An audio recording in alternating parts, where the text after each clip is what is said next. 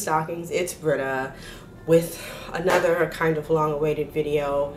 I've been trying, but you know how life gets. Recently was able to go to BEA with one of my good friends, and I think that at some point we may or may not be posting a video for our collaborative project coming up, which I'm gonna say is gonna be fun and awesome, and it'll be cool to finally be able to do this with somebody else so you don't have to necessarily see my awkward face all the time. You know what I'm saying? Either way, we went to BEA.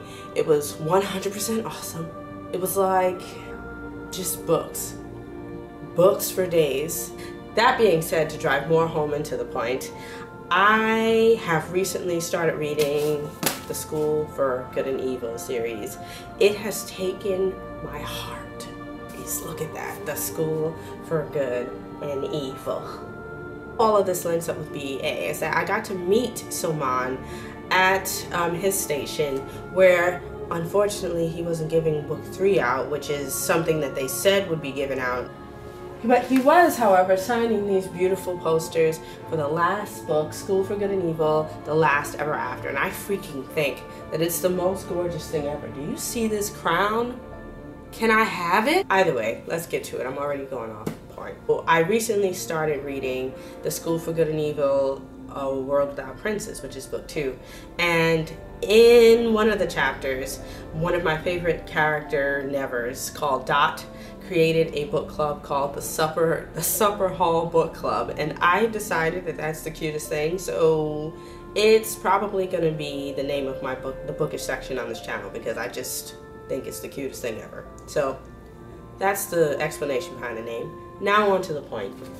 The School for Good and Evil is a story about 2 young women who live in the town of Gavaldon, and in this town on one certain night a year, this ethereal spirit thing comes from the fantastical realm and kind of kidnaps 2 children to take them to the school for Good and Evil.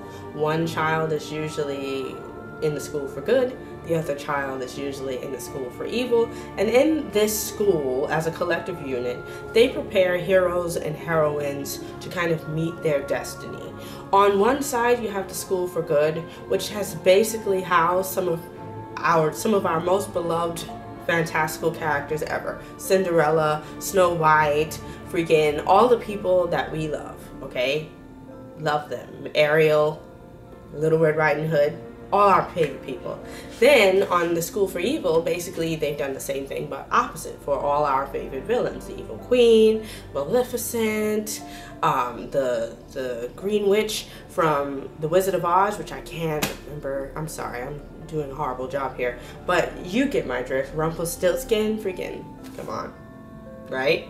And I think that people who really enjoy either Disney movies as a whole or Once Upon a Time will really enjoy the series. Our 2 main characters are Sophie and Agatha. Now, Sophie is a trip, all right? She's a world-class hot mess in some cases, but she's herself, I guess, and I think that you grow to love her as the series progresses. She knows about the School for Good. She loves princesses. She's a girly girl going around, like, giving herself facials and mixing up creams to make herself look better. She's got like the fairest skin and the blondest long hair.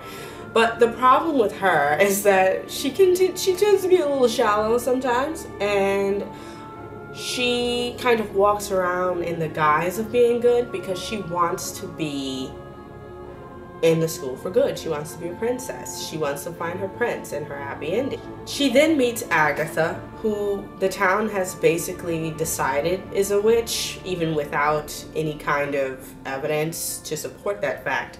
Agatha is like the town goth, I guess. She lives with her mother on a graveyard. She wears black. She doesn't really care about her appearance very much.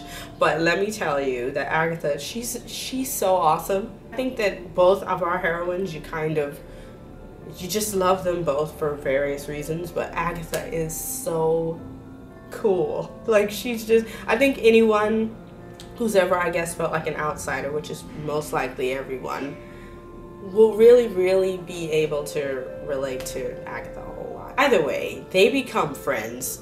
How? God knows. But the thing is, Sophie decided to become Agatha's friend as like an act of service or something, or like kind of like that extracurricular activity that you need to give you that edge up to get into the university that you want. And I think that somewhere down the line they actually became legitimate friends. The little creepy creature decides on that night to come. Sophie, for some reason, automatically knows that she's gonna get chosen, and so it grabs both her and Agatha. Agatha, meanwhile, has been very kind of dubious about this whole thing. She's very pro-realism, I guess, to a certain degree, even though we know that's just her way of kind of protecting her soft heart. And she basically looks at Sophie like, stop, these fairy tales are fake, stop it.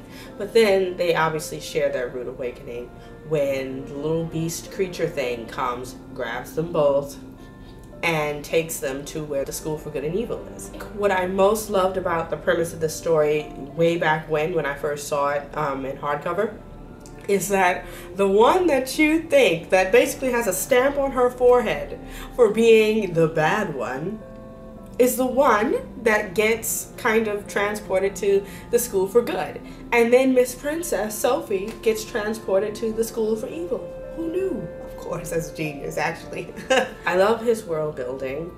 I love that all of his world building harkens to things that we know and love, but also has his own kind of creative juices going on. Like in School for Good, they're taught how to beautify, they're taught how to talk to animals. And there's the School for Evil where they're taught to uglify, and they're taught kind of all the basic how to be as excruciatingly evil as you possibly can be.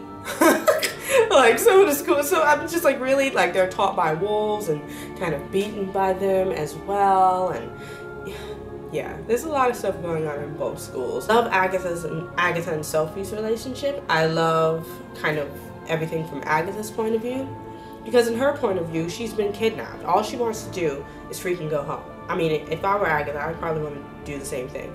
But her main focus is getting Sophie, protecting her, and making sure they get home safely. All she wants to do, her main priority, is to protect her and her friend. And I think it's such a heartwarming way to portray kind of female sisterly relationships as a whole. I think what I loved about Agatha most is how she grows throughout this series, like how she step by step discovers that she is good and that she actually was the one destined to become a princess. On the other side, I thought that some of the funniest passages in this book came from Sophie and her encounters with the Nevers. Okay, she lives with roommates that hate her and try and kill her on a regular basis. But I love that even though they're trying to kill her, it's like the wit and the weird connections that she has with these people are hilarious. Okay, Dot, one of my favorites. She's an outsider in an outsider school, which I think is ridiculous. Okay, I loved kind of Sophie. It's like you see her in her kind of like push and pull thing. Like she's trying so hard to be good, but her actions are showing so glaringly that she's a never. It's ridiculous. I love the wit. I think that Soman gets kind of wit and comedy and awesomeness. The next awesome thing is our prince, Tedros. Okay? Tedros is King Arthur and Guinevere's son. So he's kind of the prince to want. And he is cocky and just ridiculous, but on the inside he just wants somebody to love him for him and not because he's King Arthur's son. All right, I love kind of their back and forth, his back and forth between Agatha and Sophie looks like the obvious choice, but then Agatha is so cool because she's just like, dude, please, I could care less about you right now. If you love fantasy, if you love middle grade fantastical adventures, if you love Once Upon a Time, if you watched Maleficent and really enjoyed it, if your favorite Disney princess is Belle or Ariel or any of them, okay? You'll love reading this book. So as a slight pause to my video, I realized while editing that I forgot to add a pretty awesome detail, which is that with Sophie and Agatha being kind of best friends and being placed in opposite schools, this means that Agatha is kind of the hero, heroine, princess of the story, and unfortunately Sophie is the great kind of evil witch or evil queen character. And I find that it's pretty awesome to explore the dynamic of two friends, two best friends, okay, being kind of pit against each other in their destiny. That is the coolest part. And with that, I go on to the conclusion of this video. If you have any kind of imagination at all, pick up The School for Good and Evil. It rocks. It's awesome. Please comment. Did you like it? Did you hate it? How are you liking the second book, The World Without Princes? Please don't spoil me if you read it. The Last Ever After comes out in July, and I'm gonna be there front and center waiting to pick up that book. I love the art. I love Tedros. I'm really duper watching this video. Please like and subscribe if you enjoyed it.